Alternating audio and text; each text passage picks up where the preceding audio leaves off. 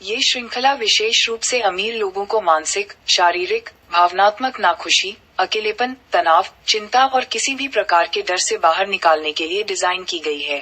मैं स्वामी जी विनोद सनातन धर्म को आम भाषा में सिखाता हूँ। सनातन धर्म का मतलब है ए वे ऑफ लाइफ, अर्थात जीवन जीने का एक अत्यंत प्रभावी तरीका जो सत्य और प्रेम पर आधारित है। सत्य ही प्रेम है और प्रेम ही सत्य है। यह दुख है ही नहीं, क्योंकि दुख नाम की वस्तु जीवन में कोई होती ही नहीं है। पैसा है, सुख नहीं। इसी श्रृंखला में आगे बढ़ते हुए, इससे पहले कि मैं कुछ कहूँ, मैं एक जगह किसी संत के पास बैठा था जो अमीर लोगों के बीच में कुछ प्रवचन कर रहे थे। उस प्रवचन का कुछ हिस्सा मैं जैसे सुना वैसे ही मैं यहाँ रिप्रोड्यूस कर रहा हूँ। इसको आप सुनिए और इस पर विचार कीजिए। ये बताओ, तुम्हारे हाथ में क्या है? तुम्हारी संपत्ति, तुम्हारे संबंध, तुम्हारा रूप, तुम्हारा स्वास्थ्य, क्या है तुम्हारे हाथ में? एक श्वास पर भी तुम्हारा अधिकार नहीं है। बोलो, ये अगली सांस लौट करके आएगी, इसका भरोसा तुम्हें है? हाँ? तो फिर इतनी हाय तौबा किसके? इसी के आगे मैं ये कहना चाहता हूँ कि आपने इतनी हाय तौबा की किसके लिए? अपने बिजनेस के लिए, अपनी पत्नी के लिए, अपने माता पिता के लिए, अपने भाई बंधुओं के लिए, अपने बच्चों के लिए, समाज में नाम के लिए, और बहुत से कारण हो सकते हैं जिसकी वजह से आपने इतनी हाय तौबा करी। मैं बस सिर्फ इतना कहना चाहता हूँ, जो भी कुछ आप कर रहे हैं वो करते रहिए, परंतु कुछ अपने लिए करिए। आपने अपने सुख के लिए अभी तक इस पैसे का उपयोग कहाँ किया है? मेरी बहुत सारे लोगों से बातचीत हुई और मैंने ये पाया कि अमीर लोग वाकई अमीर नहीं हैं, बहुत गरीब हैं। उनका अपने लिए क्या कंट्रीब्यूशन है? ये बहुत गहरा विषय है, इस पर भी विचार कीजिए। इस श्रृंखला में मैंने जो पॉइंट्स कवर करने हैं उनका ब्रीफ आउटलाइन में आपको बताता हूँ। पतंजलि योग, शरीर के जो 10 द्वार हैं वो कैसे इससे संबंध रखते हैं, और जो पंच महाभूत है, पृथ्वी, जल, तेज, वायु और आकाश, इनका हमारा सुख से क्या संबंध है। त्रिदोष, वात, पित्त और कफ का क्या संबंध है। जन्म से मृत्यु तक का जो ज्ञान है, विज्ञान है, वो क्या है और कैसे हमारे लिए इसमें हेल्पफुल है। सनातन धर्म में 3 मित्र बताए गए हैं जिनको मैं कहता हूँ एक प्राण, वायु और जल है। इनके देवता कौन है और ये देवता हमको कैसे मदद करते हैं, इस बारे में प्रकाश करूँगा। ये बहुत ही बड़ा विषय है। आज मैं पतंजलि योग को स्टार्ट करता हूँ, जिसमें सबसे पहले यम और नियम है। जैसा मैंने बताया कि मैं सब चीज़ों को बहुत ही आम भाषा में कोशिश करता हूँ बताने की, इसी तरीके से यम और नियम को भी मैं छोटी छोटी कहानी के सोच से आपको समझाने की कोशिश करूँगा। एक बार मुझे मौका मिला, मध्य प्रदेश में चंबल रीजन के अंदर एक गांव है अकोड़ा, काफ़ी बड़ा गांव है, तो वहाँ मैं ठहरा हुआ था।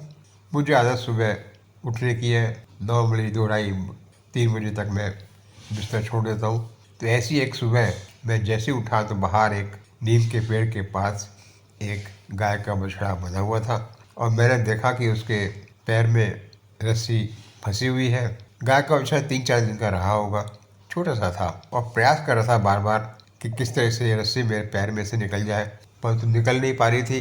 अब गाय का बछड़ा वैसे भी थोड़ा शैतान ज़्यादा होता है, भैंस के बच्चे से फुर्ती ज़्यादा होती है, तो कूद भी ज़्यादा रहा था। तो मैंने उसके पास जा कर के उसके पैर में से रस्सी निकाल दी और मैं वहीं एक दलान, जिसको हम चौक बोलते हैं, काफ़ी बड़ा था वो, तो वहीं थोड़ा थोड़ा घूमता था।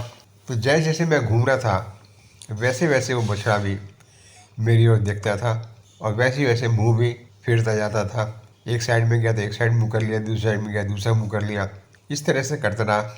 उसको नींद बहुत ज़ोर से आ रही थी, सुबह का टाइम था, तो ज़्यादा देर ऐसा नहीं कर पाया वो, तो बैठ गया वो, बैठ करके देखने लगा। अब देखने के चक्कर में उसकी नींद डिस्टर्ब हो रही थी। वह फिर उठा और उस बारी उसने अपनी पीठ मेरी तरफ कर ली, मुँह दूसरी तरफ कर लिया, जिससे कि मैं वो आराम से सो सके।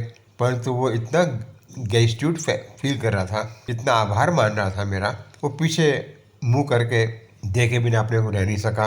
ये मुझे लगा देखो इसके पास पैसा भी नहीं है, इसका कुछ भी बोल भी नहीं सकता। जो इसकी मैंने कष्ट को दूर किया रस्सी पैर में से निकाल के, ये मुझे बता भी नहीं पा रहा, परंतु इसे सब कुछ मुझे बता दिया कि जो कुछ मैंने किया है उसके लिए बहुत आभारी है और दिल से वो इसको अच्छा मान रहा है और वो खुश है, यहाँ तक कि नींद पे भी विजय पाने की कोशिश कर रहा है। ऐसी एक दूसरी घटना है प्रभात फेरी की, और प्रभात फेरी का दृश्य जो मैंने वहाँ पे रिकॉर्ड किया मैं एज इट इज़ यहाँ दे रहा हूँ।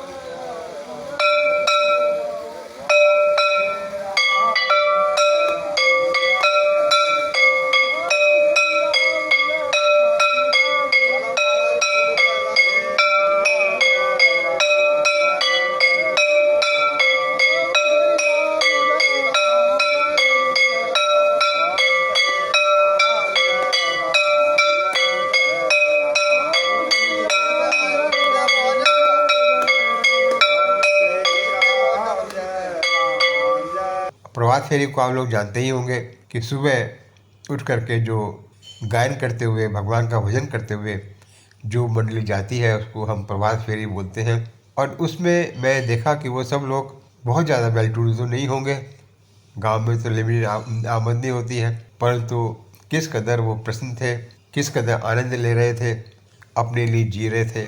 इसी तरह की तीसरी घटना मैं बताता हूँ उसी गांव की। एक महिला से मेरा आमने सामने हुआ, बहुत बुजुर्ग नज़र आ रही थी, 100 से ऊपर रही होंगी।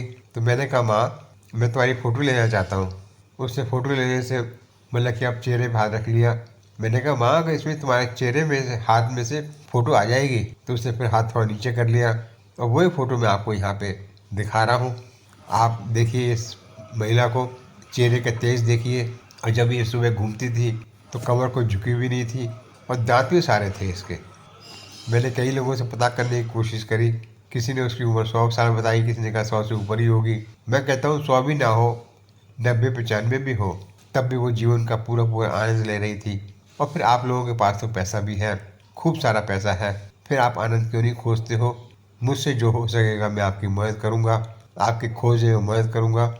मुझे आप मिस कॉल दे सकते हैं 9873777723 पर, यानी कि 9873777723।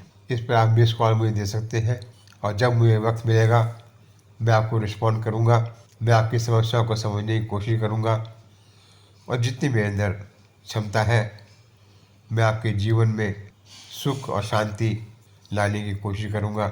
मेरी आपसे प्रार्थना है कि जिससे कि मैं ज़्यादा से ज़्यादा लोगों को मदद कर सकूं। जितने भी आपके मिलने जुलने वाले हैं, ग्रुप्स हैं, उस सब में इसको आप शेयर करें। कम से इतना तो मैं आपसे उम्मीद करता हूं कि इसमें आप मेरी मदद करेंगे, क्योंकि जैसे मैंने पहले कहा मेरे पास टाइम बहुत ज़्यादा नहीं है। एक एक क्षण बहुत कीमती है मेरे लिए। मैं चाहता हूं कि आप मेरे टाइम का पूरा फ़ायदा उठा लें। धन्यवाद।